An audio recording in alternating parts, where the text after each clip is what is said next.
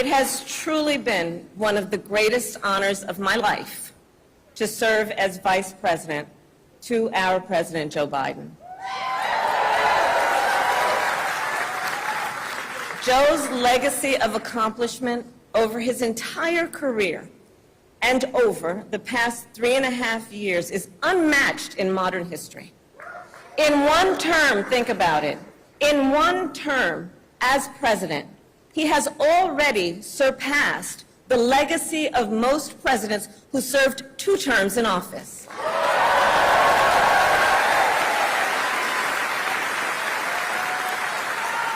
And I know we are all deeply, deeply grateful for his continuing service to our nation. And it is my great honor to have Joe Biden's endorsement in this race.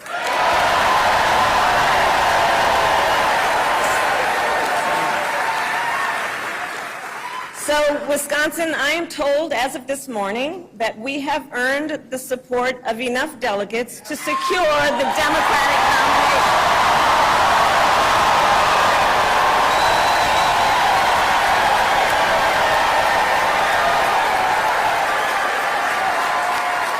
And I am so very honored, and I pledge to you I will spend the coming weeks continuing to unite our party so that we are ready to win in November.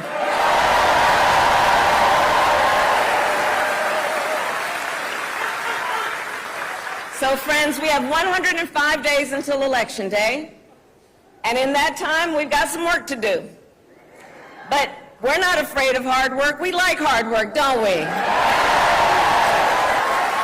And we will win this election.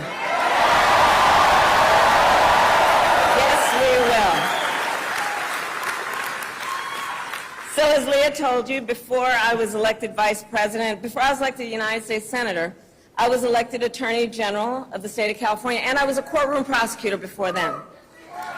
And in those roles, I took on perpetrators of all kinds. Predators who abused women, fraudsters who ripped off consumers, cheaters who broke the rules for their own gain. So hear me when I say, I know Donald Trump's type.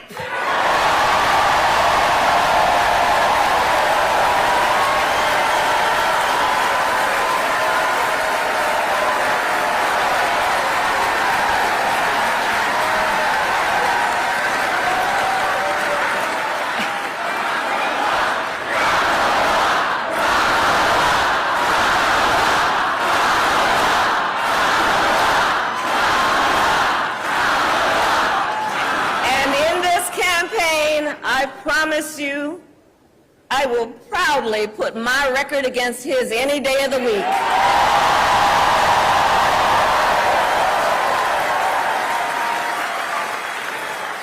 As Attorney General of California, I took on one of our country's largest for-profit colleges that was scamming students.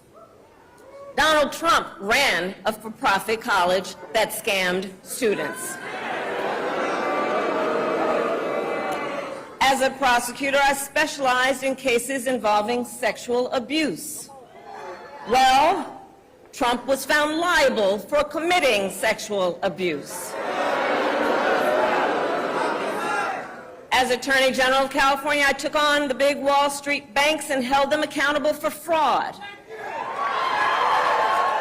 Donald Trump was just found guilty of fraud on 34 counts.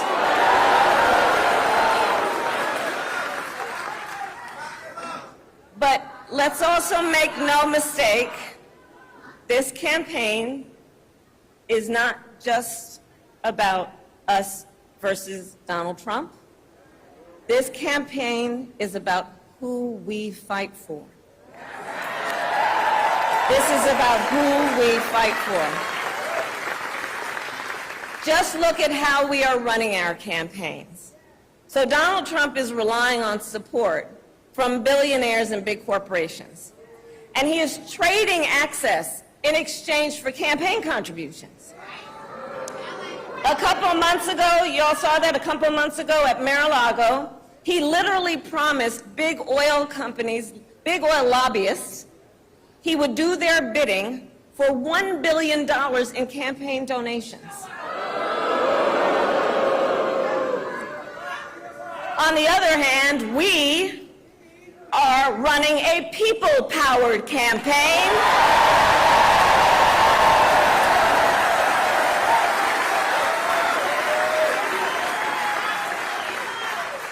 And we just had some breaking news. We just had the best 24 hours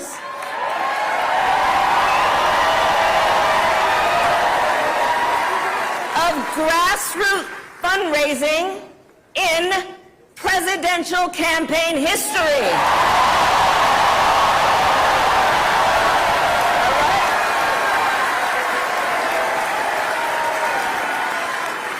And because we are a people-powered campaign, that is how you know we will be a people-first presidency.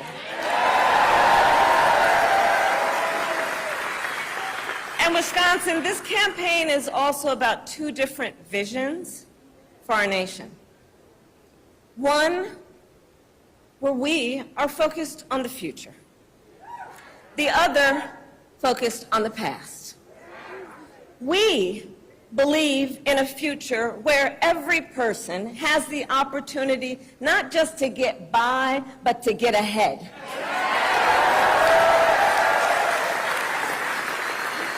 A future where no child has to grow up in poverty. Where every worker has the freedom to join a union.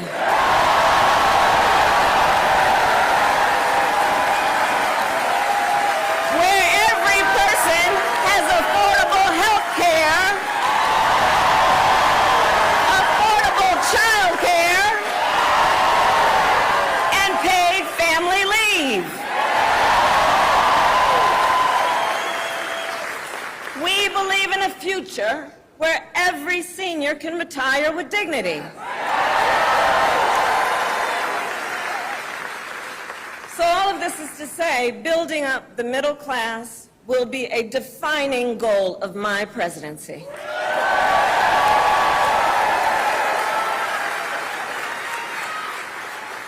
Because here's the thing we all here, Wisconsin, know. When our middle class is strong, America is strong.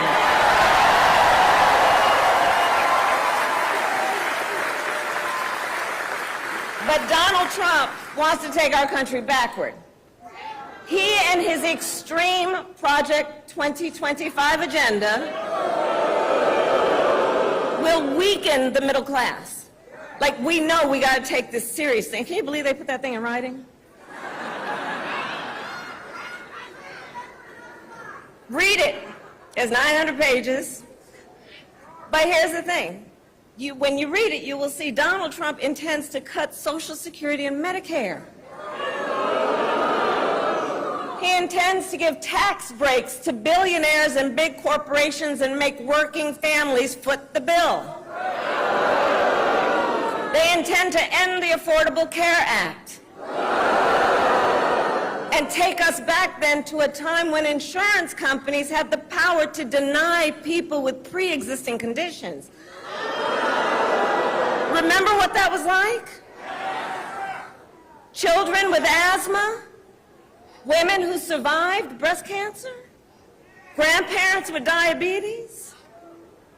America has tried these failed economic policies before, but we are not going back. We are not going back. Not going back. We're not going back. We are not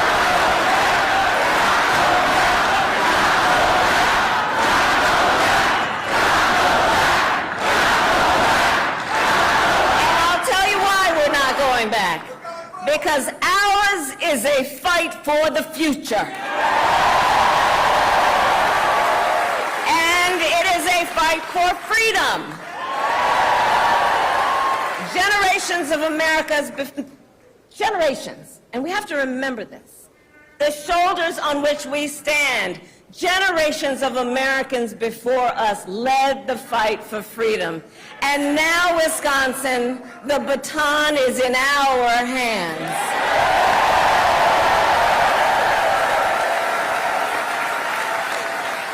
We who believe in the sacred freedom to vote will make sure every American has the ability to cast their ballot and have it counted. We who believe that every person in our nation who should have the freedom to live safe from the terror of gun violence will finally pass red flag laws, universal background checks, and an assault weapons ban.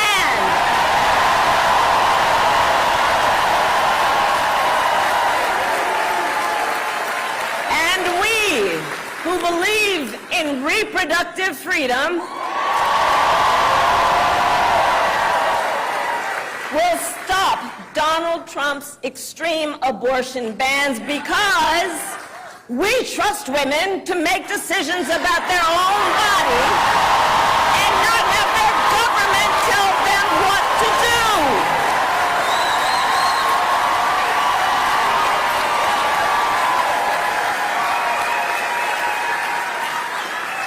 And when Congress passes a law to restore reproductive freedoms, as President of the United States, I will sign it into law.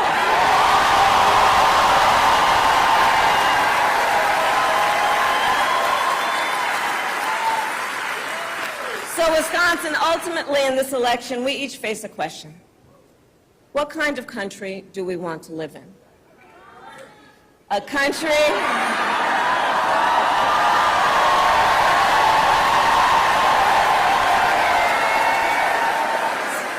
and to your point, do we want to live in a country of freedom, compassion, and rule of law, or a country of chaos, fear, and hate? And here's the beauty of this moment. We each have the power to answer that question. The power is with the people. We each have the power to answer that question. And in the next 105 days, then we have work to do. We have doors to knock on, we have phone calls to make, we have voters to register, and we have an election to win.